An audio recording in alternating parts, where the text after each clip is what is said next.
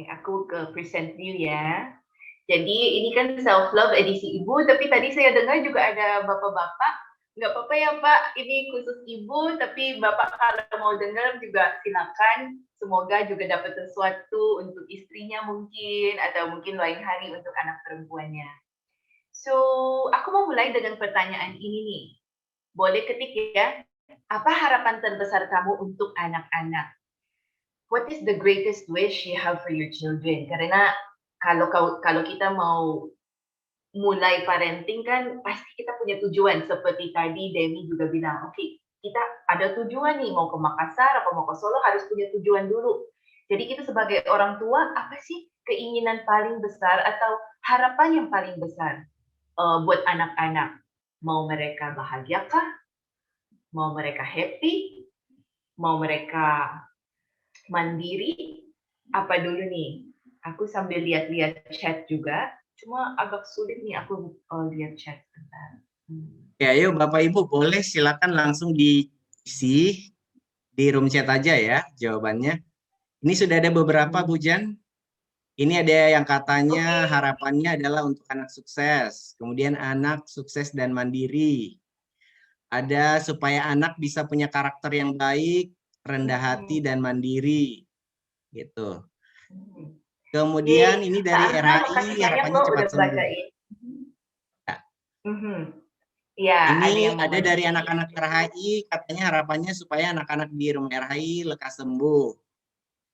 Kemudian ada agar kedepannya bisa jadi orang yang bahagia, berguna dan mandiri, bisa membahagiakan orang tua, kemudian bisa tumbuh menjadi anak yang optimis, pantang menyerah, rendah hati dan suka menolong.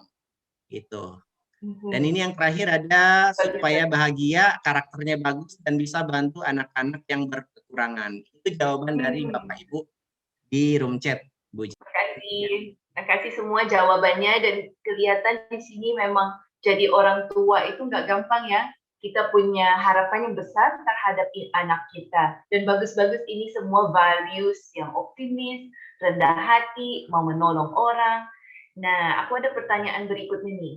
Dalam goal kita untuk bantu anak menjadi mandiri, rendah hati, dan lain-lain. Nah, sampai sekarang apa tantangan terbesarnya dalam mengasuh anak, dalam membimbing anak, dalam bantu mereka mempunyai nilai-nilai hidup yang tadi Bapak Ibu sebutkan. Rendah hati, mau menolong orang, optimis, juga bantu tulis ya. Walaupun tadi sama Bu Dewi saya udah dengar beberapa, tapi coba kita tulis lagi apa sih yang bikin kita susah atau jadi nggak gitu gampang ya untuk membangun nilai-nilai itu, untuk mewujudkan harapan kita terhadap anak. Silakan Bapak Ibu dilanjut lagi jawabannya. Ya. Jadi sekarang pertanyaannya adalah tantangan terbesar dalam mengasuh anak. Nah, ini udah ada beberapa pertanyaan, Bu Jun. Yang pertama di sini katanya cara berkomunikasi dengan anak. Kemudian kalau dari teman-teman RHI katanya bagaimana caranya untuk bisa tetap sabar. Kemudian katanya ada emosi juga, sulit mengontrol emosi, berbeda pola didik antara orang tua dan kakek neneknya, kemudian mengerti karakter anak dan menerima pilihan mereka. Itu beberapa tantangan yang Bapak Ibu yang ada di sini rasakan selama mengasuh anak.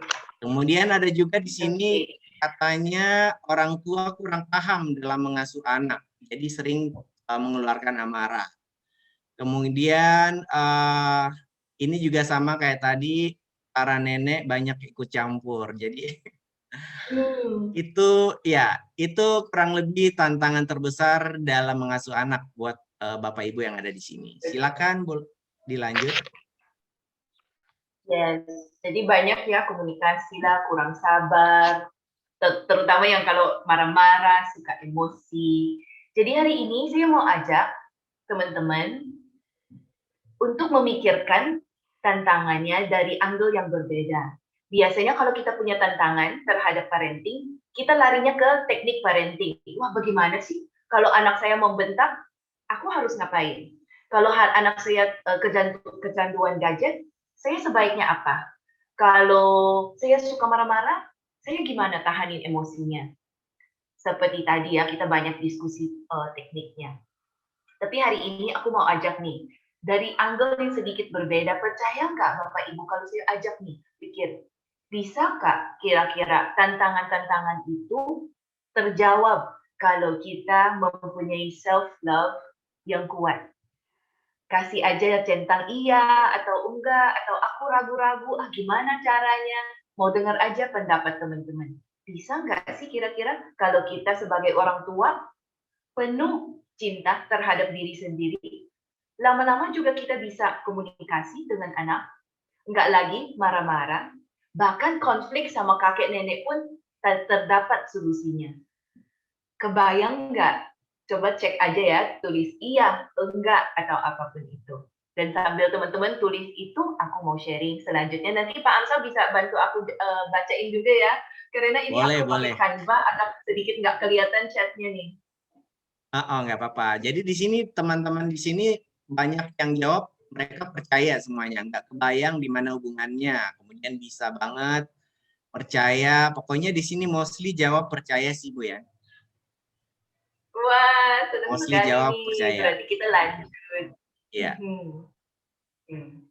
Dan ini agak sedikit berat.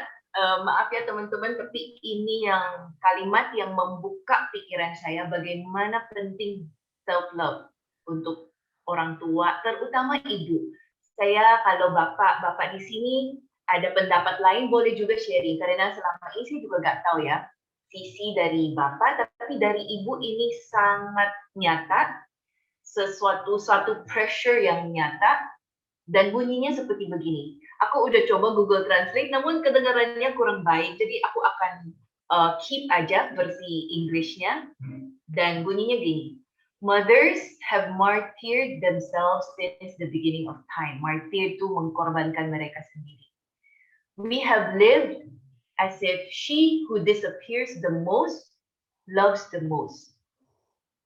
We have been conditioned to prove our love by slowly ceasing to exist. Begitu saya baca kalimat ini dari penulis Glennon Doyle, saya gemeter.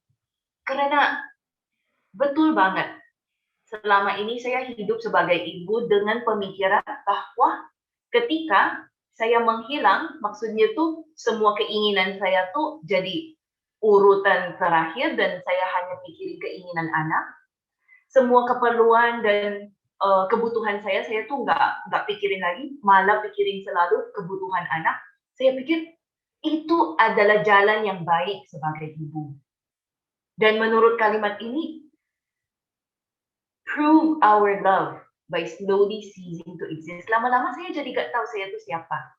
Karena seumur hidup saya tuh, the whole life I have, sejak saya punya anak, saya dedikasikan ke anak-anak. Saya jadi hilang, siapa sih si Jan? Apa yang Jan suka? Apa yang Jan butuhkan? Enggak kepikiran lagi, malah sering kepikiran, wah anak-anak mau makan apa ya nanti? Wah anak-anak lagi tantrum nih, sebaiknya saya gimana? Aduh saya marah-marah lagi, saya jadi ibu yang jahat nih. Selalu anak.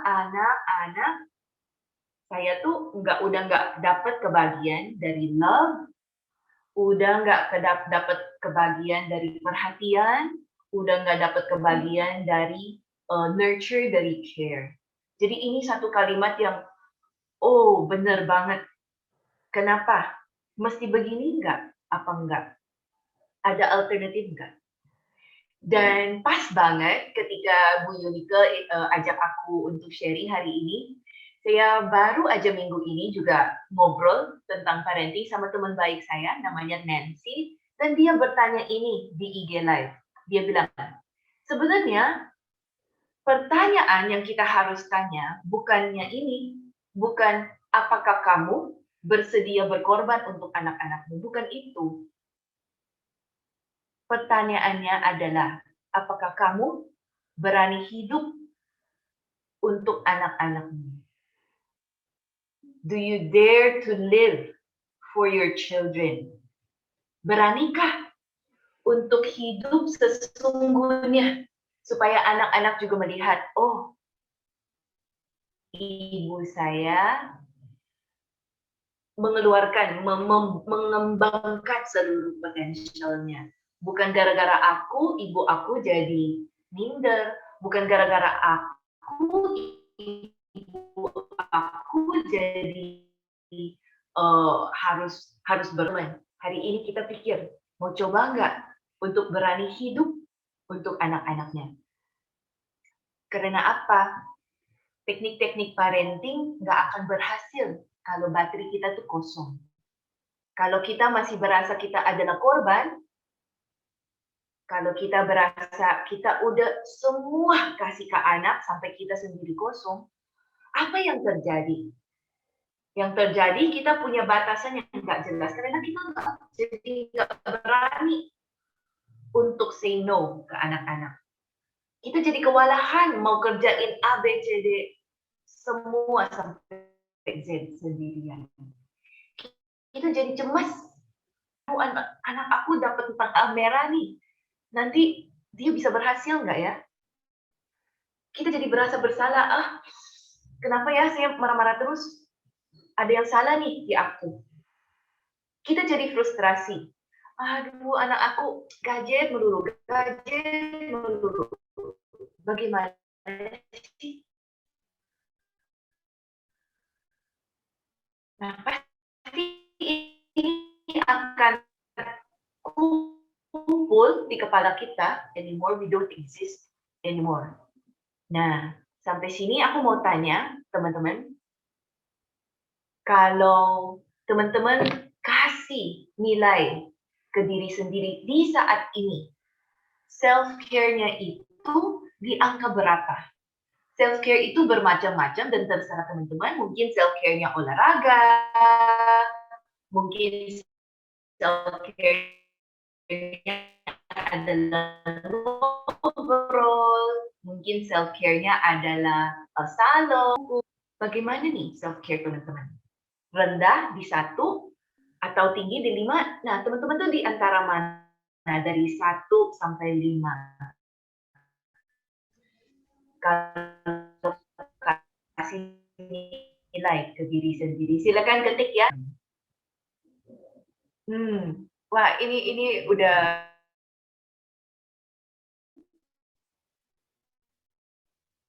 hari ini saya bisa baca, sekarang saya bisa baca chat nih, ada Ivana 4, bagus nih kali ada yang tinggi-tinggi ya, ada dari Ririn 4, Teti 2, Asri 3, oke, 3. So, sangat bervariasi, ada yang kebanyakan sih di tengah-tengah, dari 2 sampai 4. Thank you for answering. Kita lanjut ya.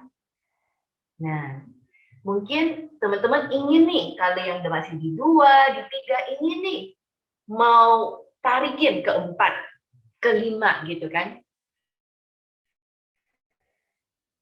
Tapi ada nggak pemikiran ini? Karena ini aku banget. Nggak tahu teman-teman juga sama nggak? Ada nggak pemikiran bahwa, tapi saya berasa bersalah ketika mengambil waktu untuk diri sendiri, sedangkan anak tuh terlantar. Masa saya baca buku, terus mereka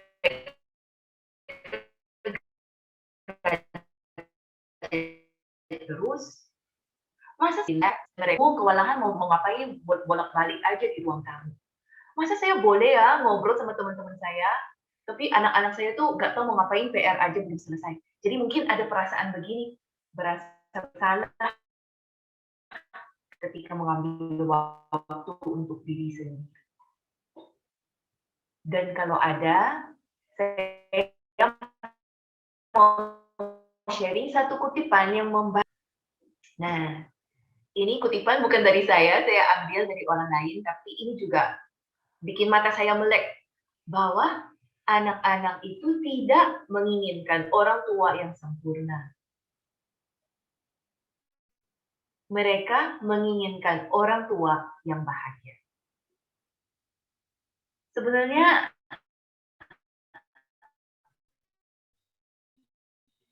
nggak perlu kita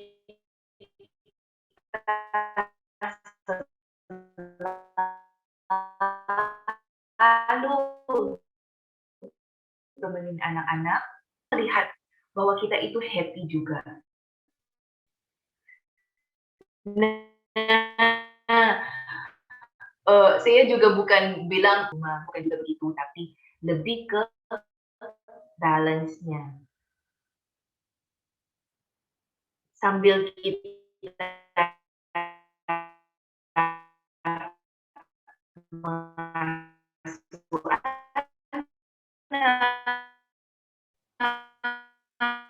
Halo Bu Jen. tidak temenin Halo Bu Jen. anak. Iya Pak Amsal. Ya Bu Jen, di saya suaranya Bu Jen agak terputus-putus. Apakah oke. dari teman-teman yang lain gimana? Dari Bapak Ibu? Iya, Boleh iya kasih terputus. feedback? Iya, Iya, terputus. Iya. Ya, terputus. Tapi slide-nya oke, Bu. Oke. Slide-nya Aku oke, coba cuman suaranya saja yang terputus. Iya. Oke ya. Oke. Bapak Ibu sambil menunggu Ibu Jan kembali, kalau ada pertanyaan mungkin boleh langsung ya dikirimkan. Oke, mudah-mudahan ke Bu lebih Jan. oke ya. Iya. Terima kasih Pak Amsal, Gimana, Bu? jadi moderator yang baik nih. Bantu aku. Iya. Oke, sekarang Udah udah oke Bu, lebih jelas boleh belum? dilanjut. Iya, udah jelas. Iya, silakan dilanjut Bu Jan. Oke, mungkin aku dari slide ini aja ya. Oke. Iya. Jadi ya tadi lagi ngomong anak-anak kita sebenarnya kita nggak perlu selalu sama anak. Kalau mereka nangis kita nggak selalu perlu nomor satu nih di samping dia. Mereka juga mungkin nggak peduli nih makanan rumah kita sekinclong apa. Jadi intinya anak-anak tidak menginginkan orang tua yang sempurna. Tapi bagi mereka penting melihat bapak, melihat ibu mereka tuh happy dan bahagia. Dan aku mau kasih kalimat ini nih. Anak-anakmu pantas mendapatkan cinta. Pasti dong. Begitu juga kamu. Begitu juga kamu, moms. Jangan lupa juga mencintai diri sendiri. Karena kita semua pantas dicintai. Kita semua pantas, we deserve. Dapat care, dapat nurture, dapat afirmasi. It's our right as a human being. Nah, kayaknya masih ada yang mengganjel waktu saya bikin slide ini pun ya. Tapi tunggu, bukannya self-love itu selfish ya? Bukannya nanti saya jadi narsis, jadi ibu yang narsis. Ada kan mungkin ya kepikiran seperti begini, saya mau jadi bahagia, tapi bagaimana kalau anak-anak terlantarkan? Saya mau jadi bahagia, tapi aduh kedengarannya narsis banget kalau saya cuma sayang diri sendiri. Dan di sini aku mau introduce pemikiran pizza sama pohon. Nah,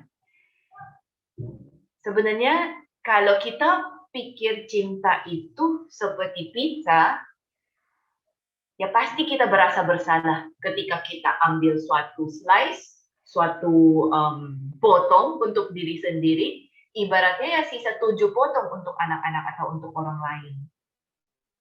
Kalau kita ambil 2 potong untuk diri sendiri, sisa untuk orang lainnya 6.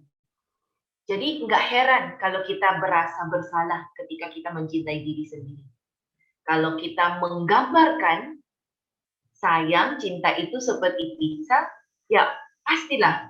Aduh, saya jadi ibu yang kurang baik nih. Maksudnya saya mengambil waktu untuk diri sendiri, itu kan waktunya harusnya untuk dede.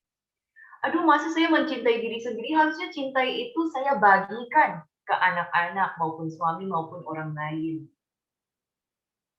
Jadi saya mau ajak teman-teman hari ini. Bagaimana nih kalau kita memikirkan cinta itu sebagai pohon yang banyak buah. Saya ambil 1 buah, masih banyak banget untuk orang lain, bahkan akan tumbuh terus buahnya. Saya ambil, mungkin sekarang lagi musim mangga kan, saya ambil 1 mangga, masih banyak mangga tuh buat anak-anak, buat suami, buat orang tua. Dan ketika semua mangga udah diambil ya tahun depan, musim mangga lagi dia akan tumbuh lagi. Selama kita terus pupukin pohon ini. Selama kita nggak potong pohon ini, dia akan berbuah terus. Ketika saya memikirkan self-love, bukan self-love tapi love sebagai pohon, nah di situ saya baru berasa, oh iya ya, sebenarnya bukan narsis, sebenarnya bukan selfish kalau aku mencintai diri sendiri. Bahkan kebaliknya, ketika aku mencintai diri sendiri, saya jadi banyak pohon. Saya jadi tumbuh banyak energi, tumbuh banyak buah untuk saya bisa bagikan ke anak-anak. Jadi aku mau kembali cek sama teman-teman. Tadi kan tanya ya tentang self-care. Kalau sekarang tentang self-love bagaimana nih nilainya? Seberapa teman-teman mencintai diri sendiri? Dari nilai 1 sampai 5, kalau kasih nilai ke diri sendiri, kira-kira di angka berapa? Dan aku tunggu chatnya ya, moga-moga bisa keluar lagi. Kak Amsal boleh bantu bacain lagi ya kalau ada yang jawab.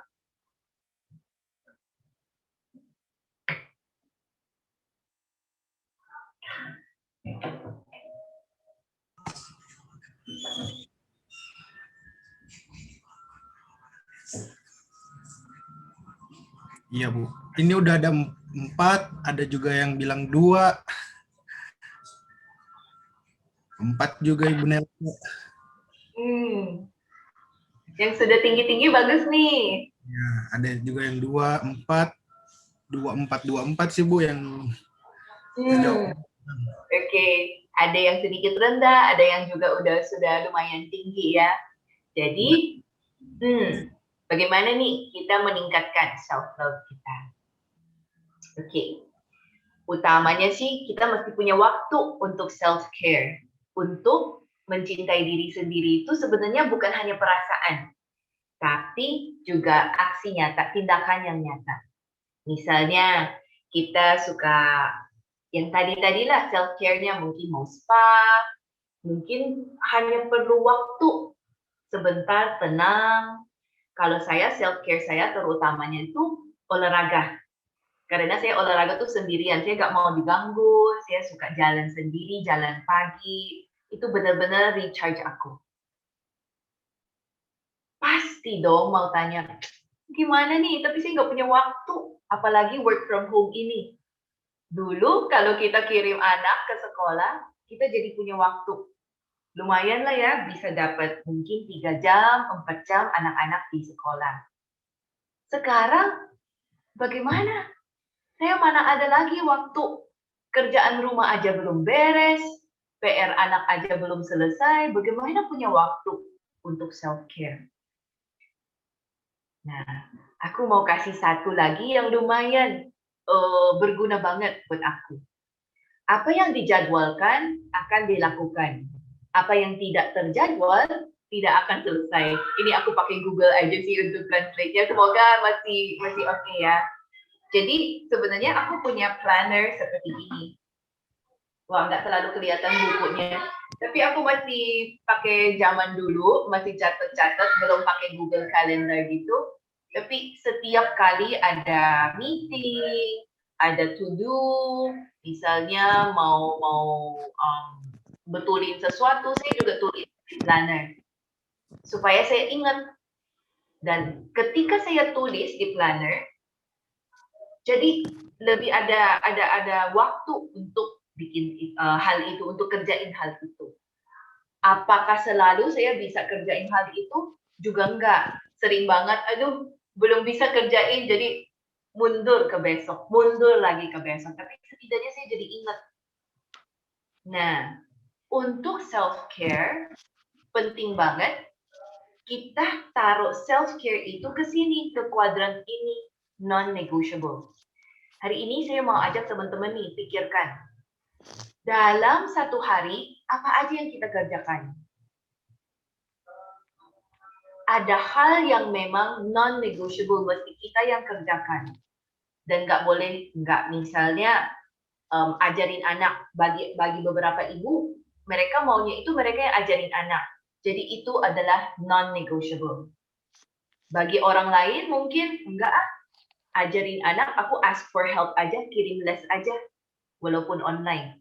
Jadi tergantung teman-temannya, kita ada kerjaan banyak, pikir, apa yang benar-benar mesti kita yang kerjain? Itu taruh di sini, non-negotiable. Ada nggak pekerjaan yang kita bisa ask for help, minta bantuan? Misalnya mungkin bagi ibu lain, memasak adalah non-negotiable. Tapi bagi ibu lain, sebenarnya bukan loh. Aku mau catering aja, aku just ask for help. Setidaknya kalau kita pindahin beberapa hal dari non-negotiable ke ask for help, itu akan meringankan jadwal kita, meringankan beban kita. Nggak ada rumus khusus juga ya, tergantung teman-teman seperti tadi, ada yang masak non-negotiable, ada juga yang masak buat anak-anak bisa ask for help. Bisa juga kita pikir, dalam kegiatan kita sehari-hari itu, ada nggak yang kita bisa combine atau do later? Misalnya cuci piring. Bagi saya tuh cuci piring cukup memakan waktu.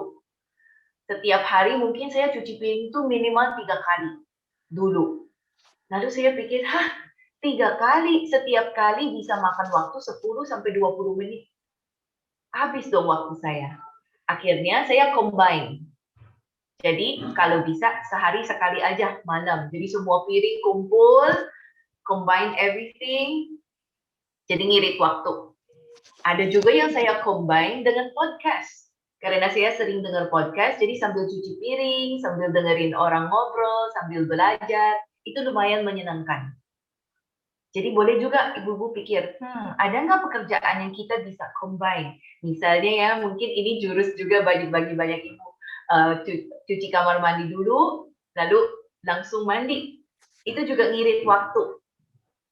Ada juga mungkin kita pikir, selain combine, kita bisa do it later.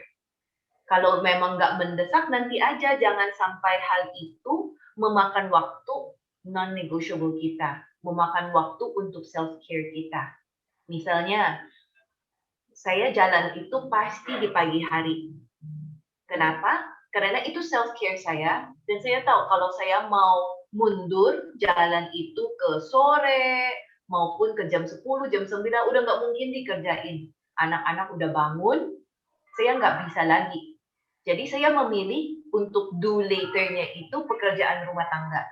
Yang penting pagi hari saya sudah self-care, saya sudah happy, saya merasa bahagia, saya merasa energi saya sudah charge, yang lain do later aja. Bisa juga, jurus yang paling top adalah just say no. Mungkin ada beberapa kegiatan yang kita sebenarnya bisa say no.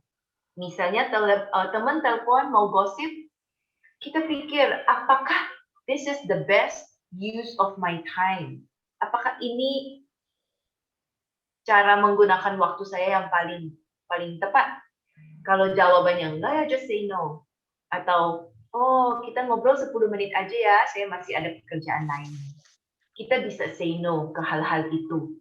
Memang bagi saya seorang people pleaser dulu, sulit untuk mengatakan enggak. Tapi harus belajar. Supaya kita punya waktu untuk diri sendiri, supaya self-care-nya itu bukan di sini, bukan di sini, bukan di sini, tapi self-care kita masuk ke non-negotiable. Ketika self-care udah jadi non-negotiable, pasti kita lakukan itu. Seperti sikat gigi.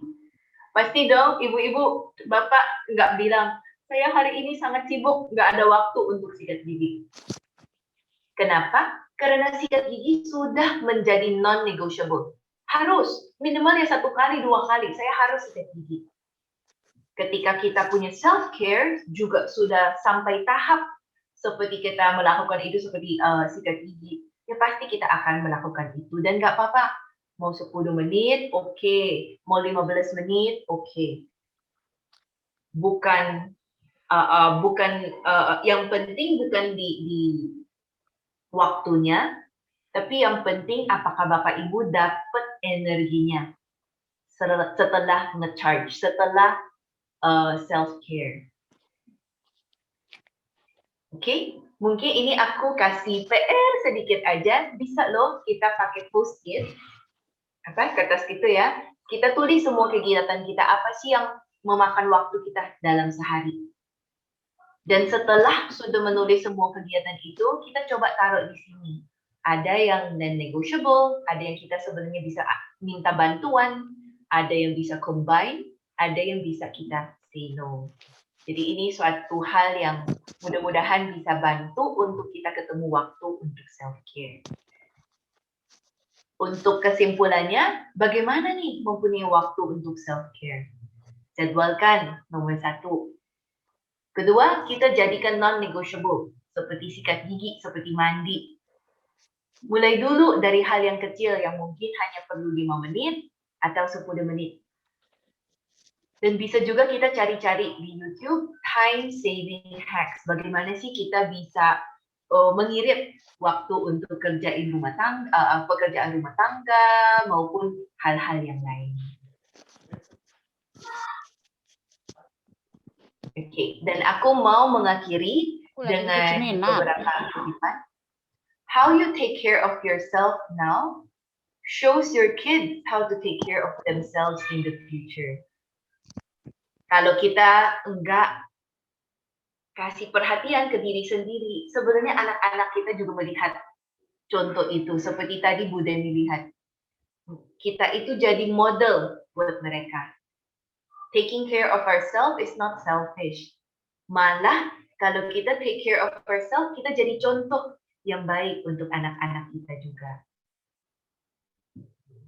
Tim Ferris bilang, kids don't do what you say.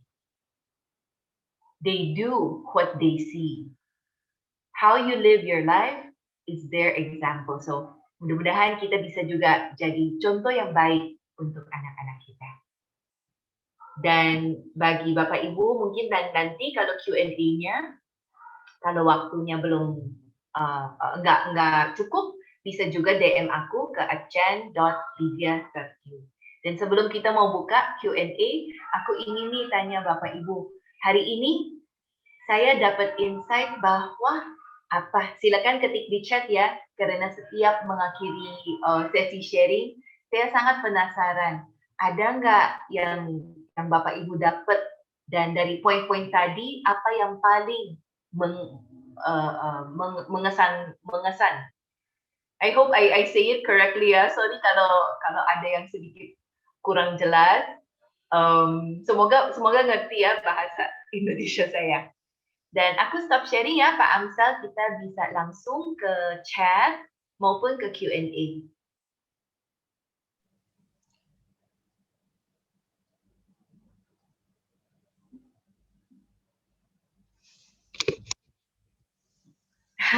Thank you Bu Yunik udah bantu aku translate. Oke, thank you Coach Jan sudah menginspirasi hari ini. Kita belajar banyak bahwa ternyata yang anak-anak butuhkan bukan kesempurnaan orang tua, tapi bagaimana orang tua bisa nyaman dengan diri sendiri, mengasihi diri sendiri, cinta dengan diri sendiri, dan bisa happy sambil mendidik anak-anak itu. Thank you, terima kasih banyak Coach. Saya membantu teman saya Amsal karena dia sedang vaksin, lagi jadwal vaksinnya. Nah, oke, saya mau dengar nih, mungkin ada insight atau kesan yang teman-teman dapatkan, Bapak Ibu dapatkan setelah mengikuti sesi dengan Coach Jan pada siang hari ini. Boleh unmute, boleh juga lewat chat, atau juga mau kasih pertanyaan juga boleh.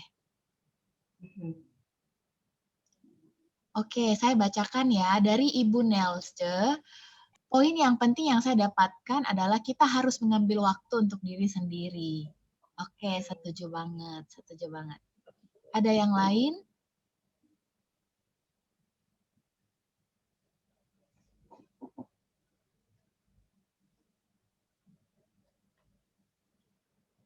Oke, dari Ibu Teti saya akan bacakan.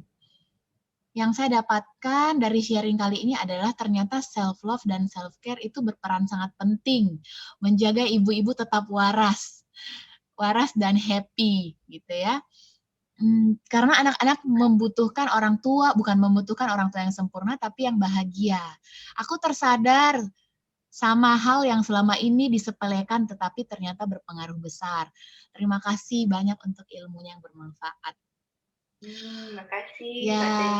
kemudian Ibu Desi. Halo Bundes. Bundes ini lagi di rumah sakit, sahabat saya. Oke, tapi tetap semangat belajar bersama. Oke. Poin tentang cara saya menempatkan jadwal yang non-negotiable. Karena biasanya saya keteter dalam menyusun jadwal. Oke, jadi semuanya dikerjakan, akhirnya overloaded, burn out gitu ya. Kemudian, Apalagi sekarang kan. yes, betul. Kemudian Ibu Risa, bukan cuma urus keluarga, tapi perempuan yang mampu mengurus diri sendiri. Hebat. Aku suka kalimat itu nih. Yes. Mampu urus diri sendiri, benar. Dari Ibu Demi dapat insight anak-anak butuh orang tua yang bahagia, setuju sekali. Kemudian Ibu Erma, kebahagiaan diri sendiri perlu sebelum kita membahagiakan anak-anak. Saya setuju banget nih Ibu Erma. Ibu Erma ini juga teman saya ya dari Manokwari, semangat juga belajarnya. Ternyata sebelum kita mengasihi ya, kita terlebih dahulu perlu mengasihi diri sendiri gitu ya. Kemudian Ibu Erin, oke, ada pertanyaan ini Coach ya. Bagaimana mengajarkan self-love kepada anak-anak usia dini, usia 5 dan 6 tahun? Sekalian ya, ini menarik ya Coach. Kemudian, ya, bagaimana mengatasi bad mood gitu dari ibu-ibu. Jadi kelelahan nih bad mood ketika anak-anaknya sudah rewel gitu. Sudah rewel kelelahan, apalagi khususnya ibu-ibu dari RHI ya. Saya karena sebelum COVID sering, jadi melihat bagaimana mereka punya jadwal bolak-balik rumah sakit itu sangat melelahkan.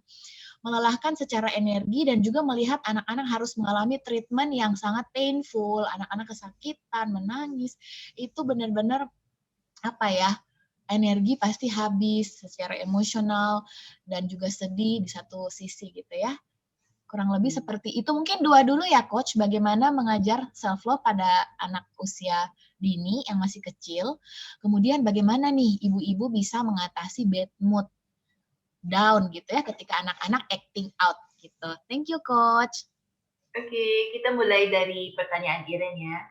Memang bagi anak kecil sebaiknya dari kecil kita sudah ajarkan self-love. Lebih baiknya kita mencontohkan self-love.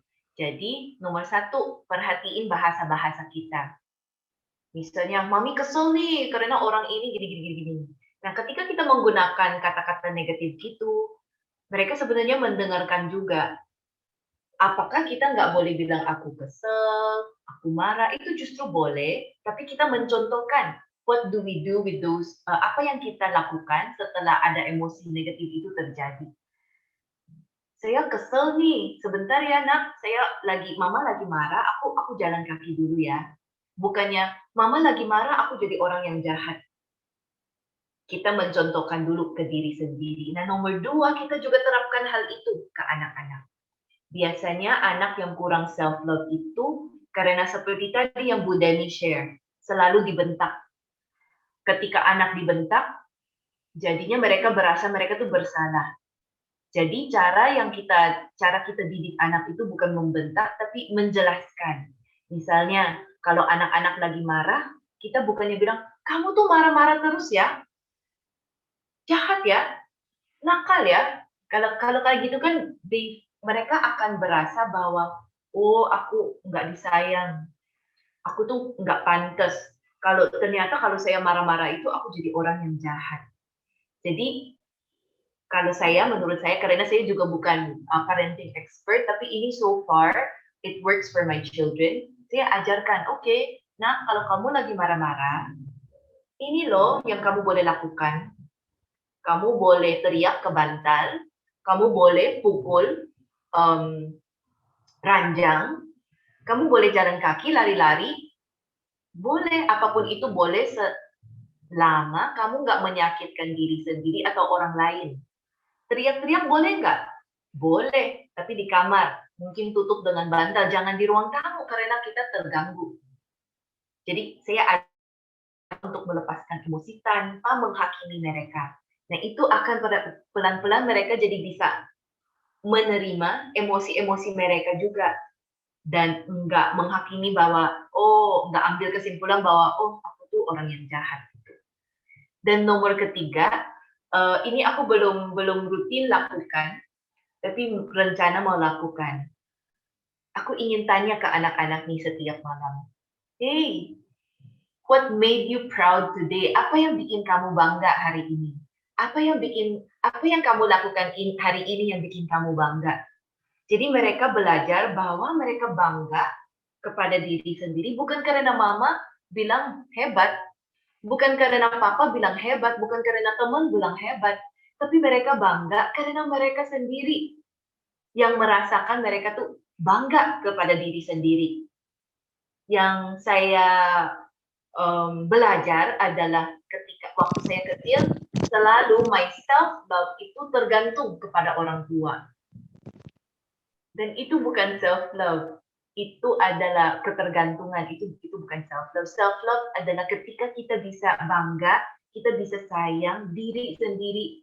Dari mana? Dari diri sendiri. Jadi yang aku rencana adalah itu, aku mau tanya ke anak-anak, apa yang bikin kamu bangga? Hari ini, what made you love yourself? Jadi pelan-pelan mereka akan memicu pemikiran bahwa, ya, it's from me, not because of mom, not because of dad, or not because of other people. Semoga menjawab ya, Iren. Dan thank you for coming, Iren. Oke, aku langsung ke pertanyaan kedua ya, Bu Yuyu. Ya, silahkan. Bagaimana mengatasi bad mood? Nah, ini pertanyaan saya juga dulu, karena dulu kan bekerja ya.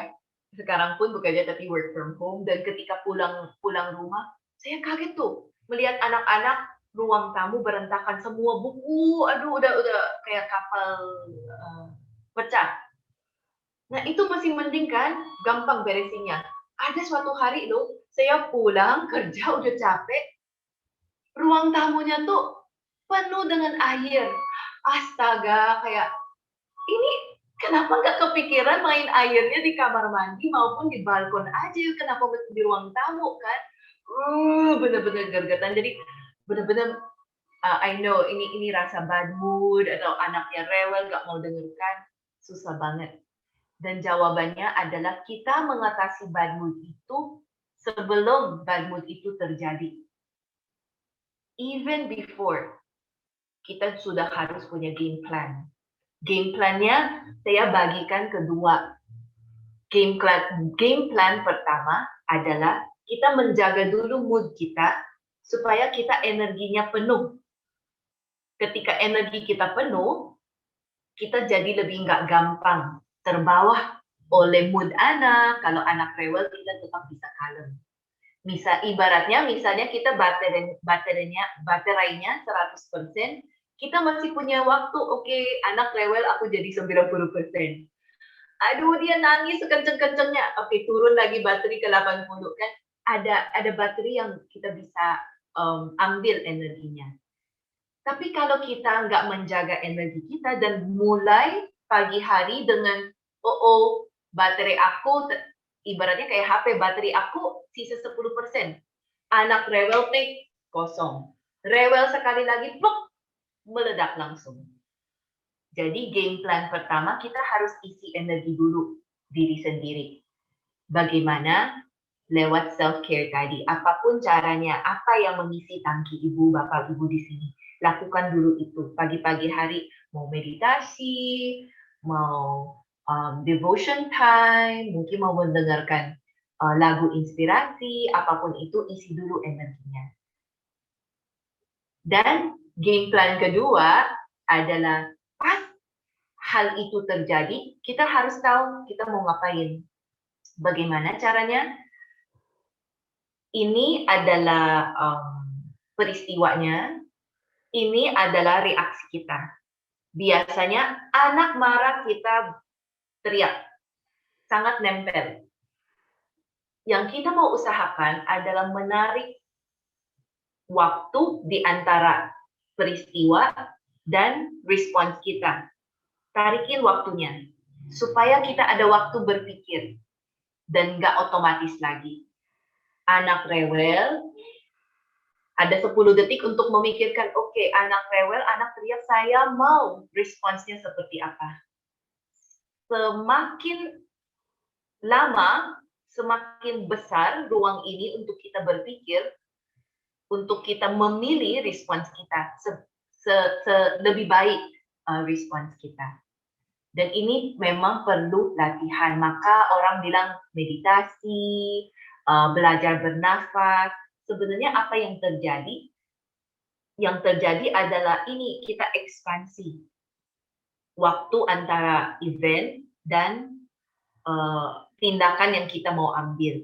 Supaya kita bisa memilih.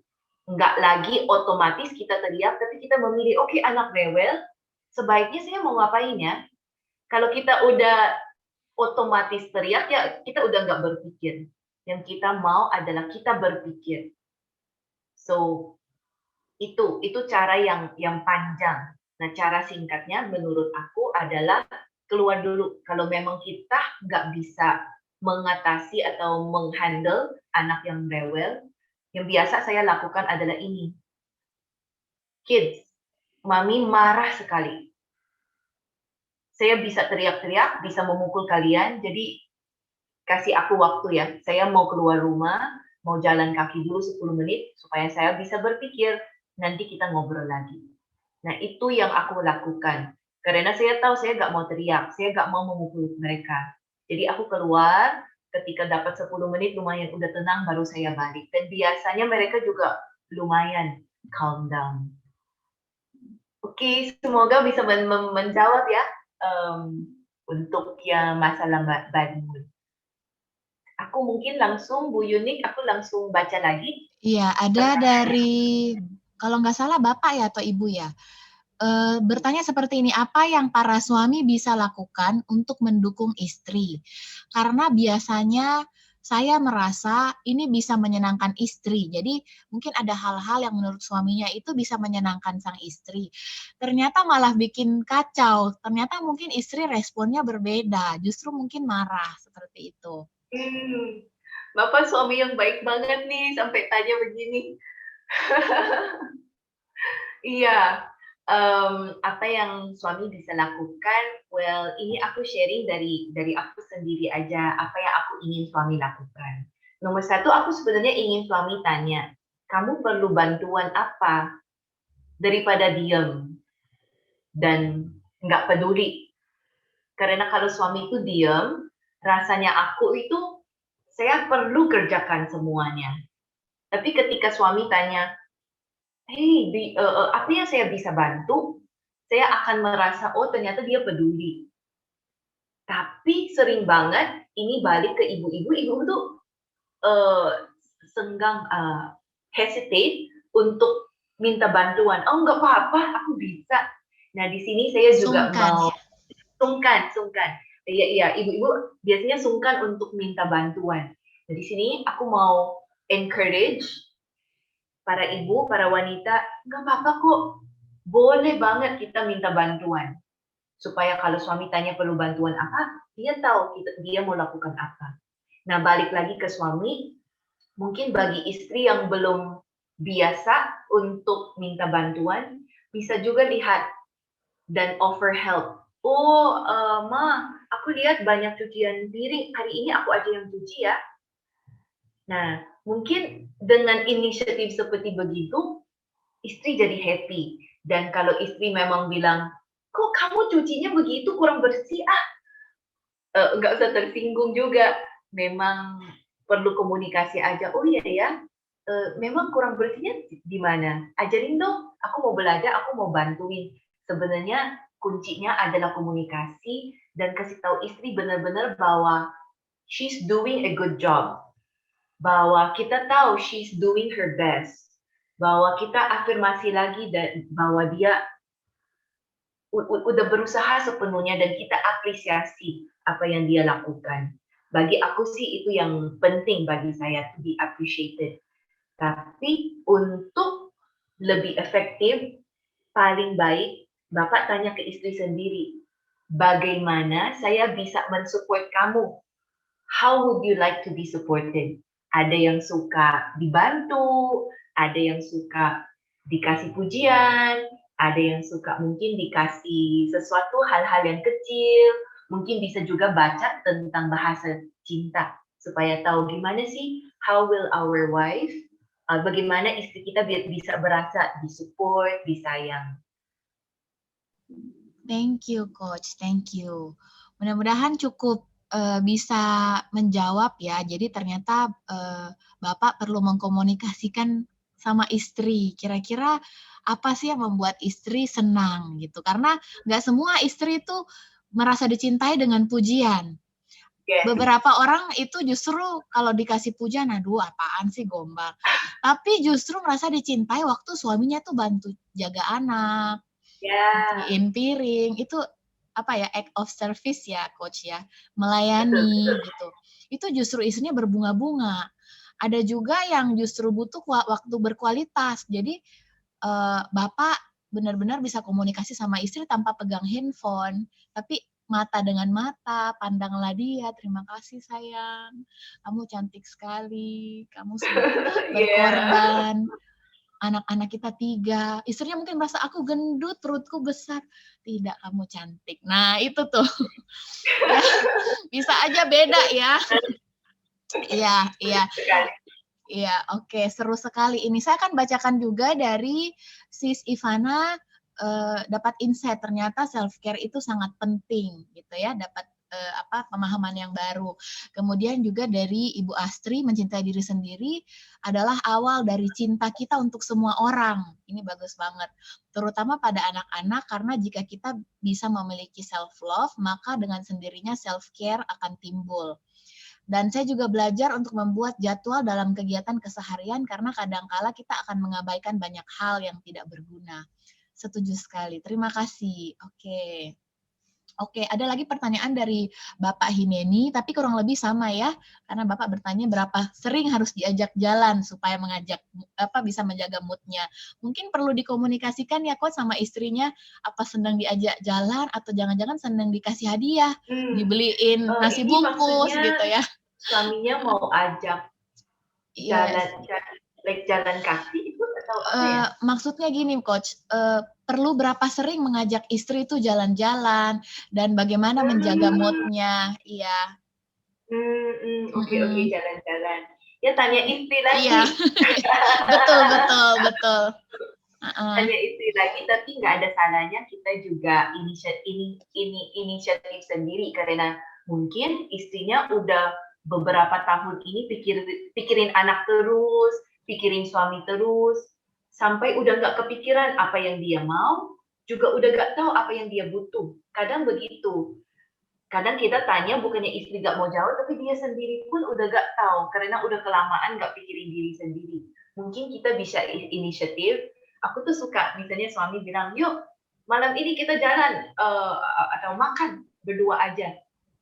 Padahal aku nggak minta, tapi wah dia kepikiran hal itu, aku senang. Jadi boleh kita inisiatif. Lalu kalau istri kelihatan udah tenang, kita bisa ajak ngobrol. Sebenarnya jalan-jalan kayak gini happy nggak? Atau ada aktivitas lain yang kamu lebih suka? Apa lebih suka kita makan bareng? Apa lebih suka kita nonton bareng? Mau nggak kita begitu? Nah, dengarkan istri aja itu happy banget istri karena jarang banget kita bisa curhat ya. Dan menurut penelitian perempuan itu perlu mengeluarkan kalau nggak salah 15.000 kata per hari. Bayangkan kita di rumah aja seharian mungkin 1.000 kata udah selesai ya, sisanya kita ngomong ke diri sendiri. Enak banget bagi perempuan kalau kita punya pasangan yang mau mendengarkan kita, mau mendengarkan 15.000 kata-kata itu tanpa menghakimi kita. Kadang presence aja, kehadiran aja sudah, how do I say it ya, sudah menghangatkan hati banget. Oke, thank you Coach, betul banget ya. Ya, jadi siapkan telinga ya Pak. Pastikan punya cukup energi ya. Ya Bapak juga perlu self care. Betul, betul, betul. Dan mungkin juga tadi yang saya nangkep dari coach juga bahwa seringkali istri juga sungkan ngomong ya. Jadi berharap sang suami itu tahu maksud hatinya dengan kasih kode ya, dengan ngambek-ngambek terus sang suami harus menebak nih. Aduh dia marahnya karena apa gitu ya. Jadi sebagai perempuan kita juga perlu more humble untuk kasih tahu kebutuhan kita ternyata seperti apa. Ya, senang sekali ya hari ini sharing kita. Boleh, Coach, ditambahkan? Aku mau tambah yang tadi bukan hanya humble, tapi percaya diri Yes. bahwa kita itu penting bagi suami kita. Aku itu ngomong hal itu pun susah. Ya. Selama ini aku nggak pernah minta sesuatu sama suami. Akibatnya dia jadi nggak tahu aku mau apa. Terus suatu hari saya bilang ke dia, sebenarnya kalau aku minta sesuatu, is it okay? Itu membebankan kamu nggak? Dan suami saya jawab, it's okay, daripada aku nggak tahu. Saya jadi berasa, aduh 13 tahun, saya berasa lagi korban diri sendiri, lagi memenuhi semua kewajiban saya sebagai istri, berusaha to do it all by myself. Ternyata selama ini dia mau bantu loh, cuman dia nggak tahu bagaimana dia mau bantu. Jadi sekarang saya belajar, walaupun susah, tapi saya belajar, sore ini kamu yang ajak anak jalan-jalan ya, aku mau kerjain sesuatu. Ini flashcards-nya kamu aja yang bahas ya, kamu kan juga pinter. Kayak minta bantuan dan dia hampir 100% sih say yes, oke. Gitu. Jadi sama ya kayak tadi Bu Yunika remind kita, harus humble, harus percaya diri bahwa kita tuh penting dan kita juga berhak untuk minta bantuan. Mama saya bilang, saya selalu ingat ini. Dia bilang, Jan, minta bantuan sama suami lah. Ini anak bukan anak kamu saja, ini anak kalian berdua. Itu nempel banget di otak saya. Wow, thank you Coach, thank you. Mungkin kalau ada mau pertanyaan satu lagi boleh, dan juga saya minta kesediaan untuk teman-teman yang hadir di sini, Bapak Ibu bisa bantu kami supaya pelayanan kami bisa lebih baik ke depannya. Boleh bantu kami isi di Google Form ya, feedback, respon dari kegiatan hari ini. Kami akan sangat berterima kasih jika kami boleh mendapatkan ya respon atau feedback dari keseluruhan kegiatan hari ini. Mungkin ada yang ingin bertanya, boleh raise hand jika masih ada.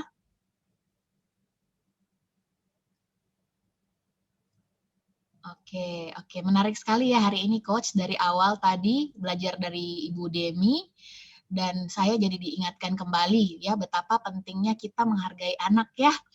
Bahwa ternyata tanpa sadar kita justru bisa membunuh mereka dengan perkataan kita, dengan raut wajah kita, bahkan dengan suara kita, dan nyeselnya itu bisa berhari-hari. Saya dapat satu quotes, kalau nggak salah dari Lembaga Konseling Keluarga Kreatif, katanya seperti ini. Ketika kita marah, kita mungkin marahnya cuma 1 menit. Kita mukul, kita nampar 10 detik. Tetapi untuk menyembuhkan lukanya itu butuh seumur hidup. Gitu. Jadi biarlah kita berhenti sampai di sini, kita angkatan terakhir mungkin dari pola asuh yang memukul, ngegas, dan juga pakai urat gitu ya. Pakai urat dan yang lain-lain gitu. Tapi kita belajar mencintai diri kita sendiri, berdamai dengan apa yang sudah pernah terjadi dalam kehidupan kita, dan memulai new start gitu ya, memulai hal yang baru. Kita mau mengasihi anak kita dengan cinta, mendidik mereka dengan cinta, dan mereka akan menjadi orang-orang yang luar biasa. Oke, kurang lebih seperti itu. Apakah di YKK Makassar ada pertanyaan, atau di RHI sudah cukup jelas atau pengen bertanya? Ada yang bertanya? Jelas, Oke. Kak. Jelas. Oke, thank you.